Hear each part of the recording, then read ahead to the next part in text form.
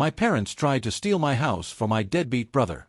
So I sold it to developers who demolished it while they watched. Hi everyone!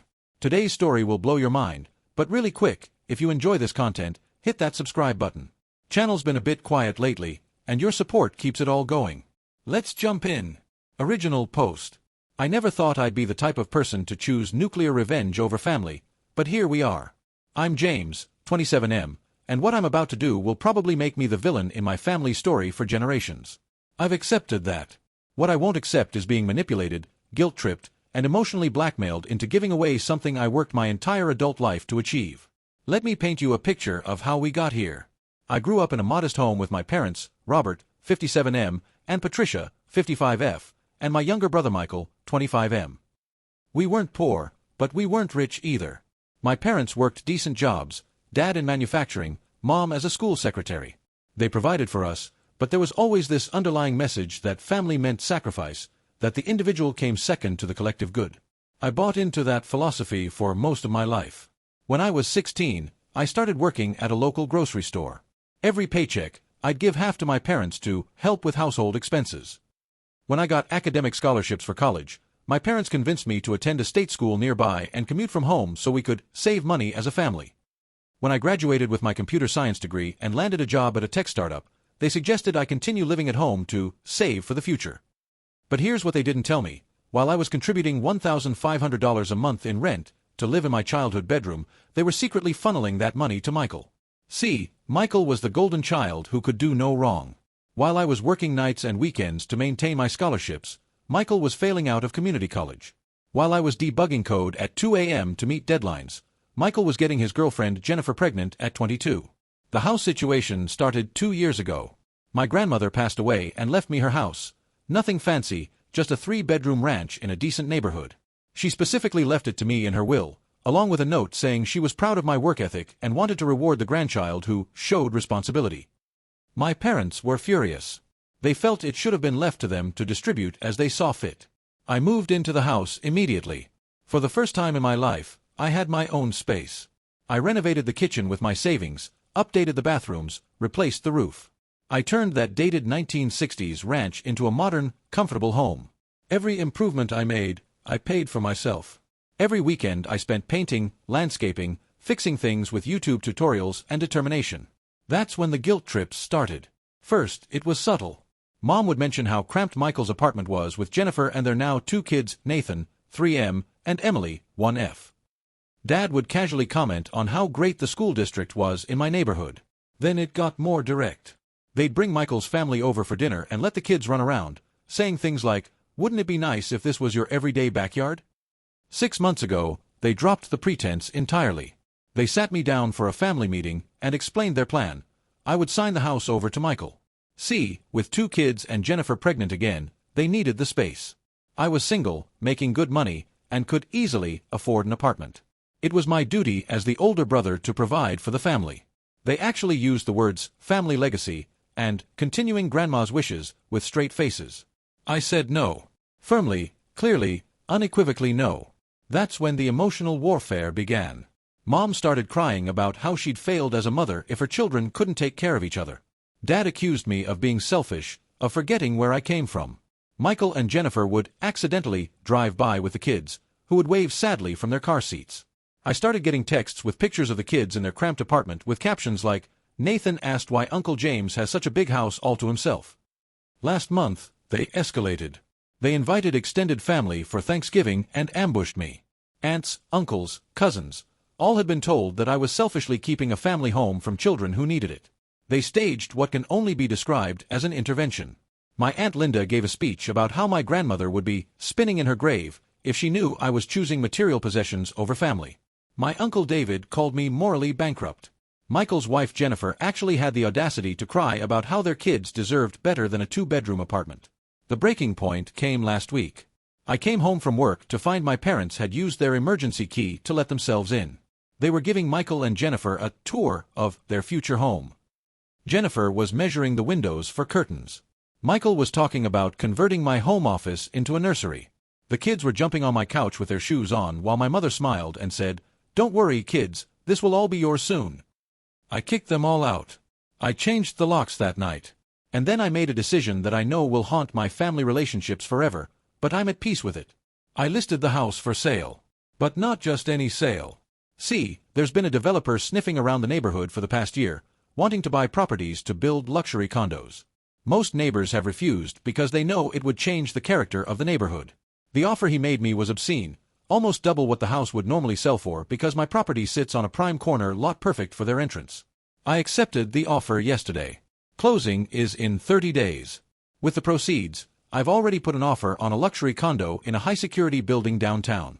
The kind with a doorman, key fob access to the elevator, and cameras everywhere.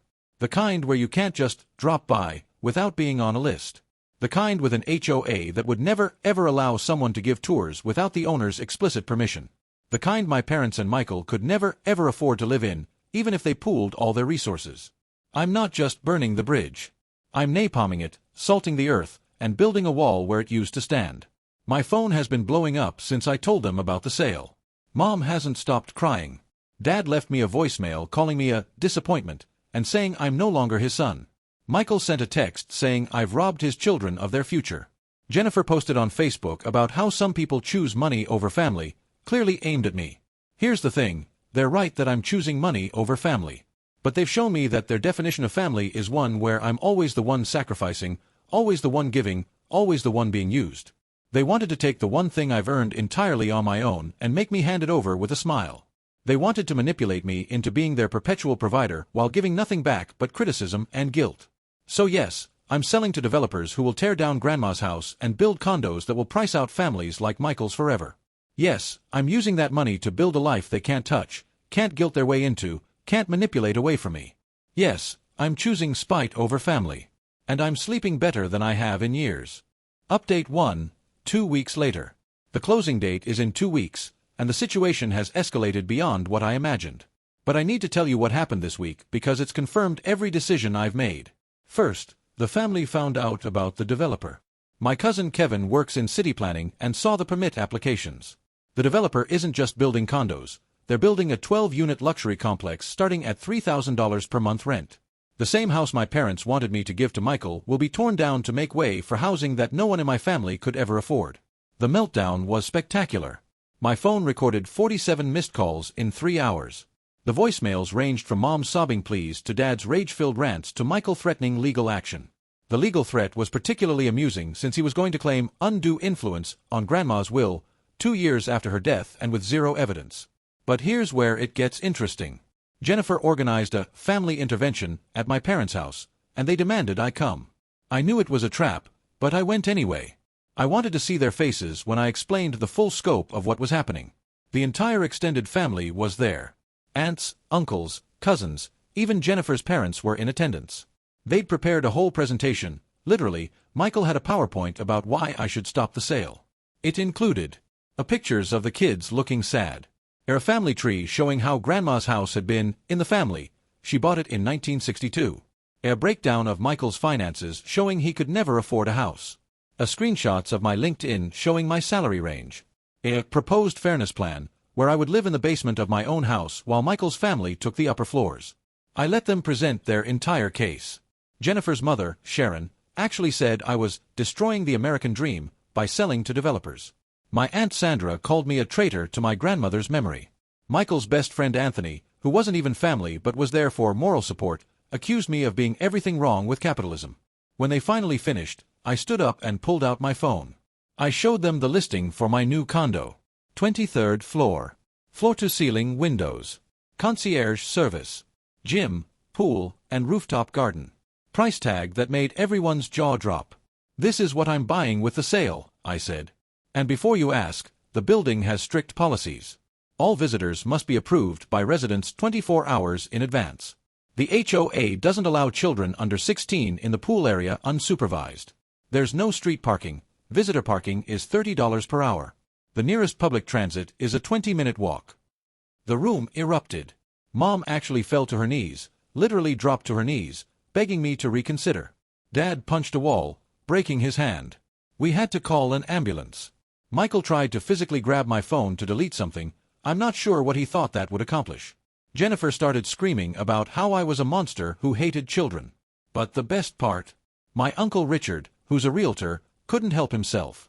He pulled me aside and whispered, "That condo's going to appreciate 20% in the next 5 years. Smart investment." Even in the middle of the family meltdown, greed won out. I left during the ambulance chaos. As I was walking to my car, my teenage cousin Melissa followed me out. She's 16, quiet, always buried in her books. She said something that stuck with me: "They did the same thing to my mom when Grandpa died. Guilt her into giving up her inheritance share. She's regretted it for 15 years. Good for you for getting out." The sale is proceeding as planned. The developer has started scheduling the demolition for the day after closing. They move fast when there's money to be made. Update 2, Closing Day. Today was closing day. I'm writing this from a hotel because I had to be out of the house by 5 p.m. Tomorrow, the bulldozers come. But let me tell you about the absolute insanity that was today. This morning, I woke up to find my entire family stationed outside my house. Not just parents and Michael. We're talking about 30 people with signs. Actual protest signs. Save Grandma's house. Family over profit. James doesn't care about children. They'd called local news. There was literally a news van there when I stepped outside to get my newspaper. The reporter, a young woman named Heather, shoved a microphone in my face and asked how I felt about destroying family heritage for profit. I could have ducked back inside. Could have refused to comment. Instead, I gave them exactly what they wanted: a statement. My grandmother left this house to me specifically because she knew I'd make responsible decisions. My family is protesting because they feel entitled to property they didn't earn, didn't maintain, and didn't inherit. They're not protesting the loss of heritage. They're protesting the loss of a free house they planned to take from me through emotional manipulation. If they cared about family heritage, they would have helped with the $30,000 in repairs I've put into this place. Instead, they only showed up when they wanted keys. The reporter looked stunned. My family looked murderous. But I wasn't done. This same family let my grandmother live alone for the last 5 years of her life, visiting maybe once a month. I was here every weekend, fixing her leaky faucets, driving her to doctor's appointments, playing cards with her when she was lonely. So please, tell me more about family values. The news segment never aired. Turns out, painting a working man as a villain for not giving away his house to his entitled family doesn't make for sympathetic television. The closing itself was at 2 p.m. I'd hired security, yes, actual security, to escort me because I genuinely feared what my family might do. Good thing too, because Michael showed up with 3 friends trying to block my car. Security handled it professionally, but Michael's friend Brian is now facing assault charges for taking a swing at one of them. At the title company, everything went smoothly until we were walking out. The developer, Mr. Thompson, mentioned casually that demolition would begin at 7 a.m. sharp tomorrow. He'd invited some city council members to do a ceremonial first swing since this was going to be the largest luxury development in the neighborhood. That's when I realized my family didn't know about the ceremony. I could have kept quiet. Should have kept quiet. Instead, I sent a text to the family group chat. For anyone interested in saying goodbye to Grandma's house, demolition ceremony is at 7 a.m. tomorrow. City council will be there for photos. The responses were immediate and ranged from disbelief to rage to desperate pleas. Mom tried calling the developer to stop it. Dad threatened to chain himself to the house. Michael said he'd get an emergency injunction. Jennifer posted on every social media platform about the heartless destruction of family homes for gentrification. None of it mattered. The sale was complete. The check was in my account. My stuff was in storage, and tomorrow I get the keys to my new condo. As I'm writing this from my hotel room, I can see the family Facebook group, which they haven't removed me from yet, organizing a 6 a.m. protest at the house tomorrow. They think if they show up in numbers, they can stop the bulldozers. They can't. The developer has dealt with this before. He's already got police on standby and legal injunctions against interference. He showed me the paperwork. He's thorough. Tomorrow, Grandma's house comes down. Monday, construction begins on luxury condos. And in a week, I'll be sipping coffee on my 23rd floor balcony, looking out at a city view my family will never see. Update 3, Demolition Day. I'm writing this from my new condo. I moved in 3 hours ago. But first, let me tell you about this morning. I arrived at the house at 6:45 a.m. The family was already there. All of them. They'd made more signs. Someone had brought camping chairs. Jennifer had the kids in matching t-shirts with pictures of the house on them. It was like a funeral wake for a building. The developer's crew arrived at 6:50 with 2 police cruisers. The moment the cops stepped out, the family's bravado evaporated. See, protesters are brave until consequences show up. Mr. Thompson, the developer, had actually brought coffee and donuts for everyone. A PR move, but a smart one. He gave a speech about progress and community development that was corporate nonsense, but it gave the news cameras, yes, 3 showed up this time, something to film besides my family's meltdown. At exactly 7 a.m., the mayor showed up for the ceremonial first swing. My dad tried to rush forward to stop him and was immediately restrained by police. The image of my 57-year-old father being held back while crying was on the evening news. The headline was, "Local Development Sparks Family Feud." They still didn't paint my family sympathetically. The first swing of the sledgehammer was anticlimactic. It knocked a small hole in the garage door. But it was enough. The hole that represented the end of everything my family had plotted and schemed for. Michael lost it. He broke down crying, fell to his knees in the front yard, and had to be comforted by Jennifer. Their kids were confused and scared. My mom aged 10 years in 10 seconds. She looked at me with such hatred that I actually stepped back. "You're dead to me," she said. Not yelled. Said. Quietly, calmly, with absolute certainty. "You are not my son. You never were. A real son would have."